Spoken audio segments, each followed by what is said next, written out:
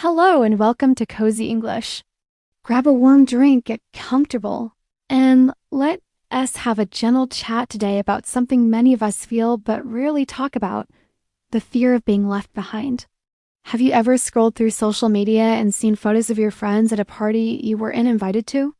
Or maybe you've heard colleagues at work discussing a new project and you feel a sudden pang of anxiety because you're not involved.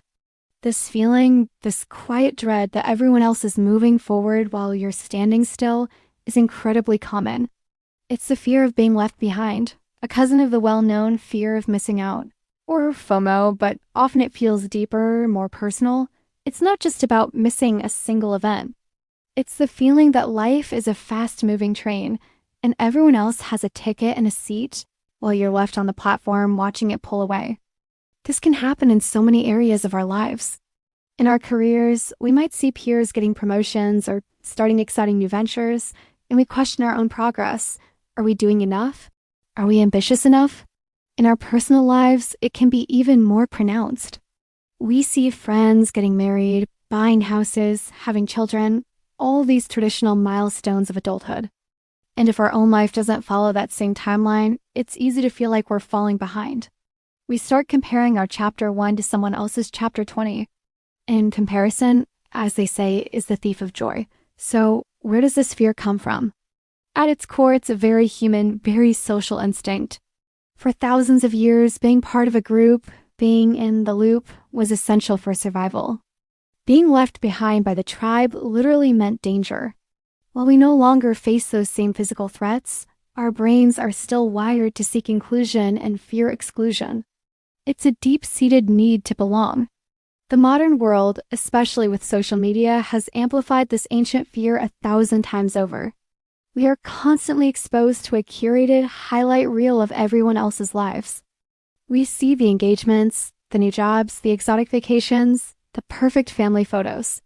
What we don't see are the struggles, the doubts, the messy, everyday realities that happen behind the scenes.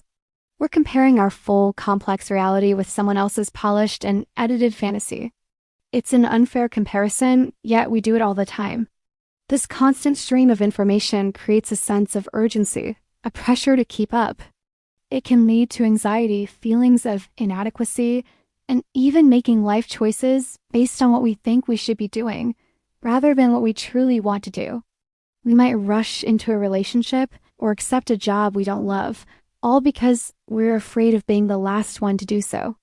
But here is a comforting thought. There's no universal timeline for life. There is no single correct path. Life is not a race with a finish line that everyone must cross at the same time. It's a personal journey, a unique adventure with its own twists and turns. Your path is your own, and its value is not determined by how it compares to someone else's. Let's think about this. Some of the most interesting and successful people in the world found their passion later in life. The writer Vera Wang designed her first dress at age 40. The founder of KFC, Colonel Sanders, franchised his famous chicken recipe when he was 62. Their timelines were different, but that didn't make their achievements any less significant. Their journey was theirs alone. So, how can we cope with this fear when it creeps in? The first step is awareness. Simply recognizing the feeling for what it is, a fear, not a fact, can be incredibly powerful. When you feel the anxiety rising, pause and say to yourself, I am feeling the fear of being left behind right now. Naming it helps to separate you from the emotion. It's something you are feeling, not something you are. Next, it's helpful to practice gratitude for where you are on your own journey. What are the things you have accomplished? What are the unique experiences that have shaped you? Maybe you haven't bought a house yet, but you've traveled and seen different cultures. Maybe you're not the CEO of a company, but you have deep, meaningful friendships that enrich your life. Shift your focus from what you lack to what you have. Keep a gratitude journal, and each day, write down 3 things you're thankful for in your own life. This simple practice can rewire your brain to appreciate your own unique path. Another powerful tool is to limit your exposure to triggers. This doesn't mean you have to delete all your social media accounts, but you can be more mindful about how you use them. Unfollow accounts that consistently make you feel inadequate. Set time limits for your social media use. Remember that you are in control of what you consume.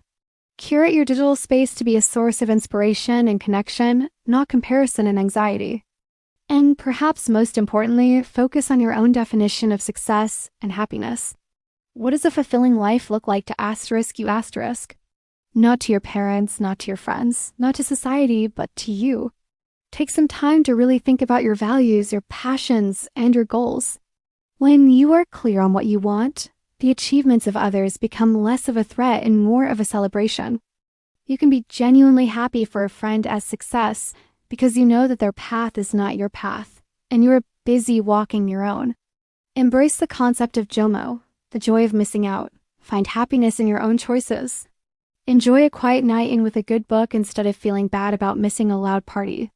Take pleasure in the path you've chosen, even if it's different.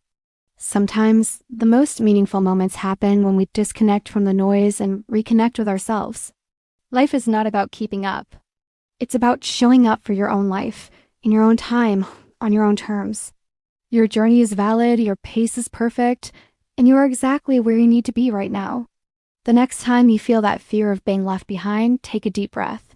Remind yourself that the only person you need to keep up with is the person you were yesterday. Celebrate your own small victories. Be patient with your progress, and trust in the timing of your life. If you ever feel that this fear is becoming overwhelming, please remember that it's okay to seek support. Talking to a friend, a family member, or a mental health professional can make a world of difference. You don't have to navigate these feelings alone.